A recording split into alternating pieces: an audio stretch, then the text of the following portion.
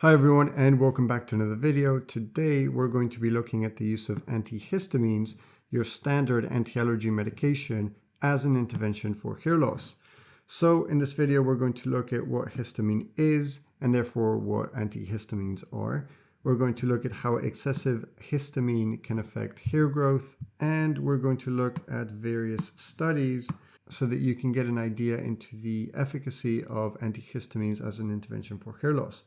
So let's get right into it. So here we have an illustration of a hair follicle, and over here we've got mast cells.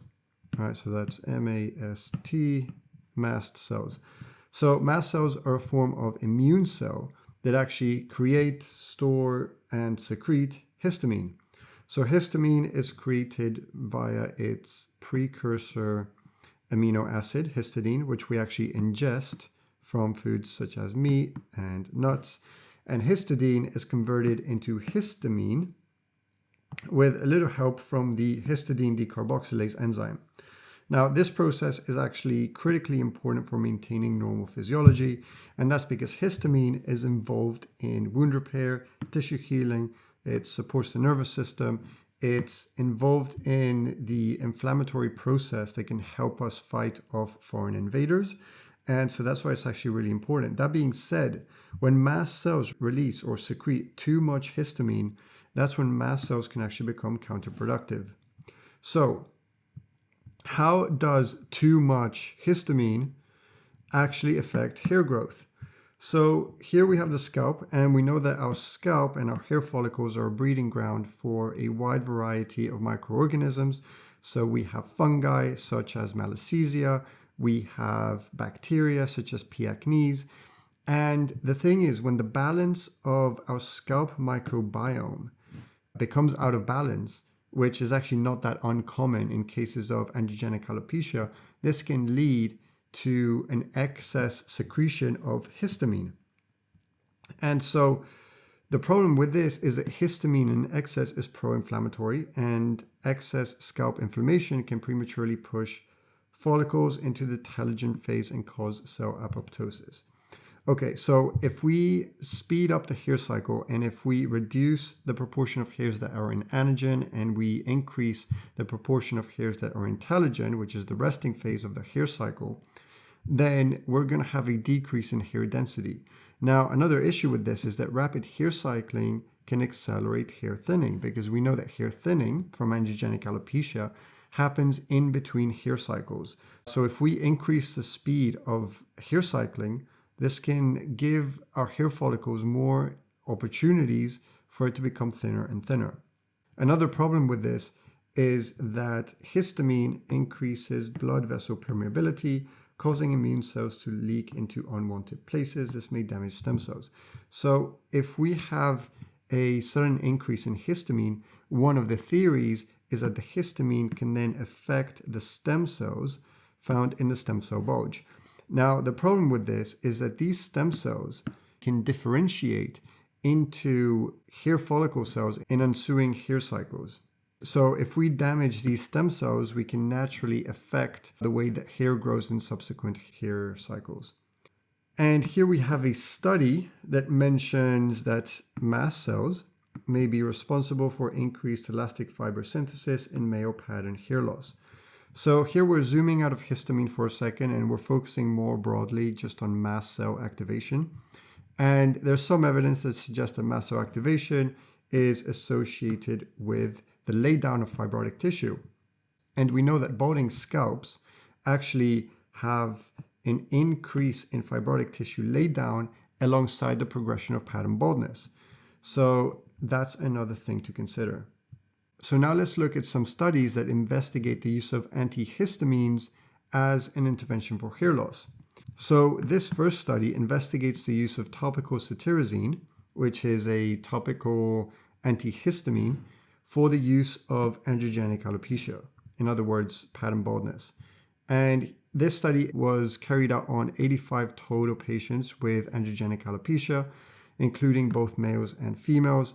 This was carried out over a 6-month-long period, and the treatment group was provided with 1 milliliter of cetirizine at a 1% concentration.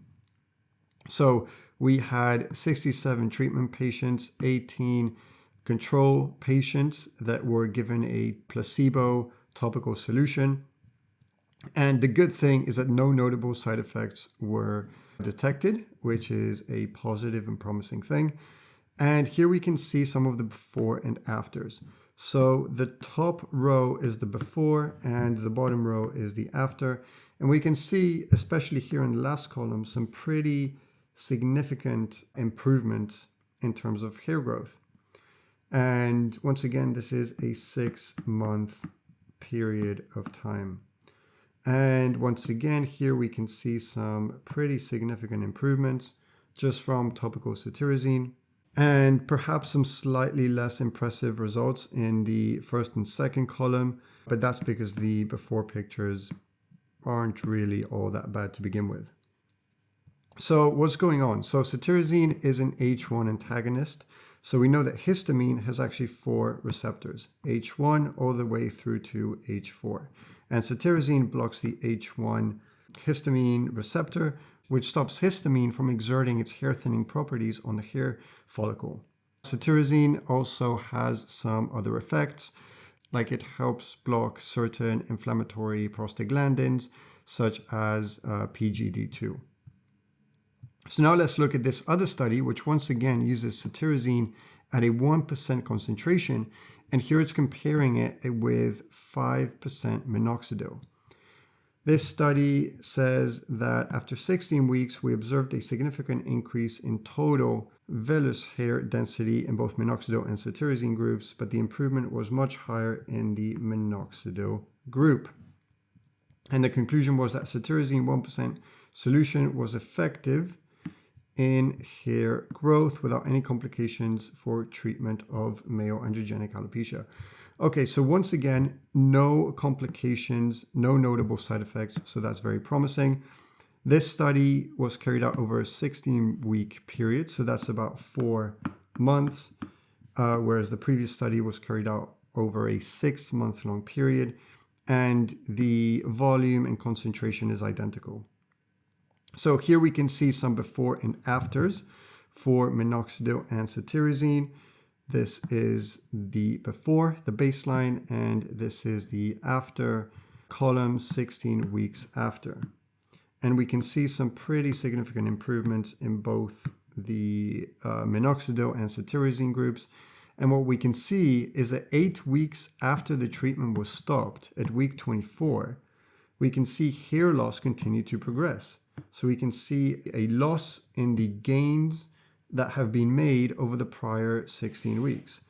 So this suggests that, if you're going to use either minoxidil or cetirizine, you have to continue using this product in order to help maintain and continue your hair growth.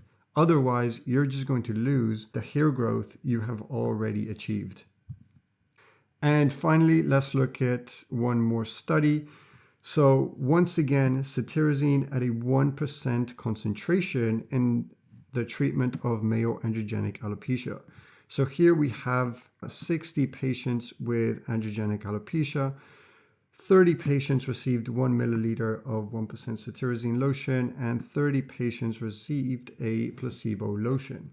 So here we can see a before and after picture, which, we can definitely see some improvements, which is good. But cetirizine is by no means a magical bullet that can help magically resolve everyone's hair loss, because we can see that out of the 30 patients in the treatment group, 2 experienced good results according to the photographic assessment. 1 individual noticed a moderate improvement, 10 individuals noticed a mild improvement, and 17 individuals noticed no improvement whatsoever. So that's over 50% of the treatment group noticed no improvement according to the photographic assessment, and also according to the self-assessment. So what are the takeaways? Cetirizine at a 1 milliliter solution and 1% concentration seems to produce no side effects, which is good. And so if this is something that interests you and something that you want to try out, something that you want to stack alongside your current hair growth protocol, then that's up to you. But beware, that for some people, it's not actually going to produce any meaningful results. That being said, for a different subset of patients, it is actually going to lead to some hair regrowth. And now let's look at the effect of histamines and antihistamines when it comes specifically to hair shedding disorders like telogen effluvium. So in this study, we can see how mean tryptase changes in different types of alopecia. So tryptase is an enzyme that's secreted by mast cells. So it's actually a proxy for measuring mast cell activation. And we can see that in the control group, mean tryptase is marked at 20.5. And this is higher in androgenic alopecia, higher still in alopecia areata, and it's highest in telogen effluvium. So we can see that mast cell activation is actually higher across all these different types of hair loss compared to control, and it's highest in telogen effluvium, which is a hair shedding disorder. So we know that when humans experience stress, the body tends to release histamine in much larger amounts. And so that's another thing to consider if you have telogen effluvium. And lastly, if you're experiencing hair loss, you don't know what's going on, you don't know what to do about it, it'd be silly not to download this free ebook, which you can find in the description below. And with that in mind, I hope you got some value out of this video, and I'll see you in the next one.